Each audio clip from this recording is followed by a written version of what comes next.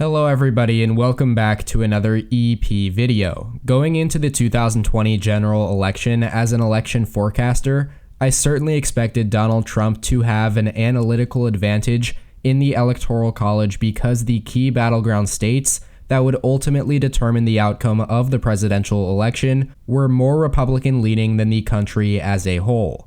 And that, in fact, is exactly how things panned out. Even though Democratic presidential candidate and now officially the 46th president of the United States, Joe Biden, won the Electoral College and comfortably at that, Trump and the Republicans still enjoyed the largest Electoral College edge in more than 70 years. We can take a look at just how large this advantage was if we average the margins of victory in the two tipping point states of Pennsylvania and Wisconsin. These are the two states that delivered or would have delivered the decisive 270th electoral vote needed to win the Electoral College for Joe Biden and Donald Trump. Just for reference, Biden's tipping point state was Wisconsin, while Trump's would have been Pennsylvania, provided he also won Georgia, Arizona, and Wisconsin. Now averaged together, the margin in Wisconsin and Pennsylvania was about D for Democrat, plus 0.9 points, or roughly 3.5 points more Republican-leaning than the national popular vote margin, which was D plus 4.4 points. This is significant because, as you can see in this chart here, the last time a party had an advantage this large, or larger, in the Electoral College was in 1948, when the Republicans' edge was 3.8 points. Noticeably in this chart as well, the last time the Democrats had an electoral edge was in 2012, when Barack Obama defeated Mitt Romney by an average of 5.4 points in the two tipping point states, the winning one of which was Colorado, which is interesting to see based on the fact that Colorado has shifted very Democratic over the last decade, voting for Joe Biden by double digits in 2020. Anyways, Obama's national popular vote victory was 3.9 points in 2012, half a point lower than Biden's in 2020, but also a full 1.5 points lower than the average margin in the tipping point states in that 2012 election. Going back to 1868, however, Democrats have only had an advantage in 13 presidential elections, with the Republicans holding an advantage in 26. So it is clear that the Republicans' modern edge in the Electoral College is not completely abnormal, as their party has historically held an advantage as well. Now, having said that though, as is clear in this table once again, there has still been quite a bit of variation over the years in terms of which party has the Electoral College advantage, which suggests that any advantage is temporary.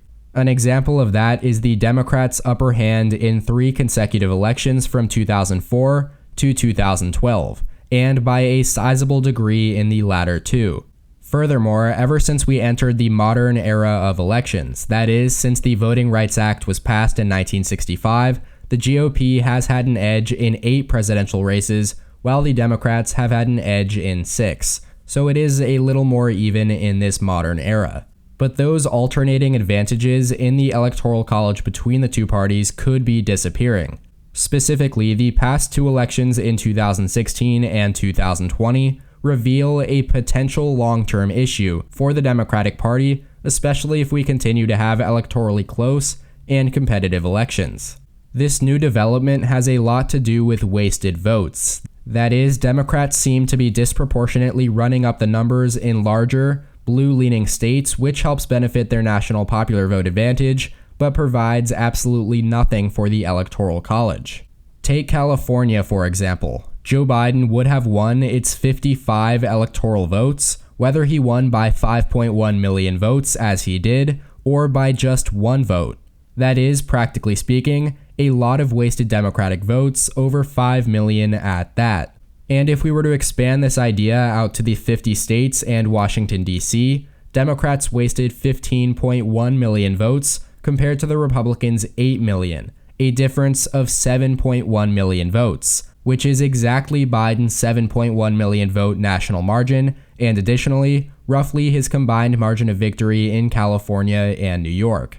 Considering the United States' recent increasing urban and rural divide, This inefficient distribution of Democratic-leaning voters could continue to hurt the Democratic Party electorally and help the GOP, as the Electoral College and other institutions, namely the United States Senate, are systematically and inherently biased towards smaller states. And those less populous states, especially the more rural ones, are far more likely to lean Republican.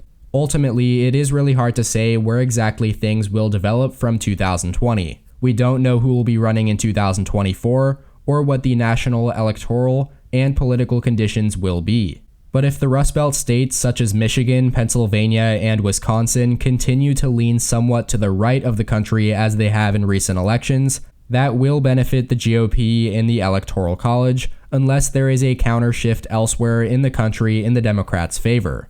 In 2020, Joe Biden narrowly won historically Republican states like Georgia and Arizona. While those two states themselves can't make up for Democrats losing that Rust Belt trio of Michigan, Pennsylvania, and Wisconsin, Democratic progress in Georgia and Arizona and other places in the Sun Belt, possibly Texas, could undo the Republicans' current edge in the Electoral College. Let me know what you guys think of all of this information in the comments section down below. Are these recent trends a good enough argument to reform or abolish our electoral system? Argue away. I really hope you all enjoyed this video though. Again, please let me know in the comments section what type of videos you would like to see from this channel going forward. Your thoughts and ideas are highly appreciated. Make sure to like the video down below as well if you did, and subscribe if you haven't already. Thank you all so much for watching. Check out more content from my channel here, and as always, tune in next time. EP out.